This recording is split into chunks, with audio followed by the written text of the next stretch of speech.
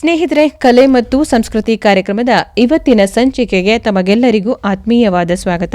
ಇವತ್ತಿನ ನಮ್ಮ ಕಲೆ ಮತ್ತು ಸಂಸ್ಕೃತಿ ಕಾರ್ಯಕ್ರಮದಲ್ಲಿ ಕರ್ನಾಟಕದ ವಿಶೇಷವಾದ ಜಾನಪದ ಕಲೆ ಡೊಳ್ಳು ಕುಣಿತ, ಈ ನೃತ್ಯದ ಬಗ್ಗೆ ಮತ್ತು ಅದರ ವೈಶಿಷ್ಟ್ಯತೆಯ ಬಗ್ಗೆ ನಮಗೆ ತಿಳಿಸಿಕೊಡೋಕೆ ನಮ್ಮೊಂದಿಗೆ ಇದ್ದಾರೆ ಹೆಸರಾಂತ ಡೊಳ್ಳು ಕುಣಿತ ಕಲಾವಿದರಾದ ಪ್ರತಾಪ್ ರವರು.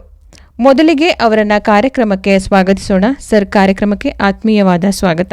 ನಮಸ್ಕಾರ ಮೇಡಮ್. ಸರ್, ಕಾರ್ಯಕ್ರಮದ ಮೊದಲಿಗೆ ಈ ಡೊಳ್ಳು ಕುಣಿತ ನೃತ್ಯದ ಹಿನ್ನೆಲೆ ಏನು, ಈ ಕಲೆ ಹೇಗೆ ಉಗಮ ಆಯಿತು ಅಂತ ನಮ್ಮ JSS ರೇಡಿಯೋ ಕೇಳುಗರಿಗೆ ಹೇಳ್ತೀರಾ? ಖಂಡಿತ ಮೇಡಮ್. ಪ್ರತಾಪನಿಂದ ಹೃದಯ ತುಂಬಿದ ನಮಸ್ಕಾರಗಳು.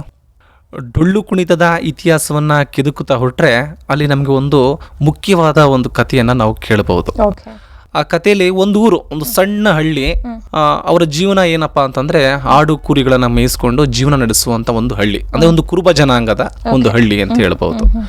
ಆ ಹಳ್ಳಿಯಲ್ಲಿ ಪ್ರತಿದಿನ ಆಯ್ತಂದ್ರೆ ಅವ್ರ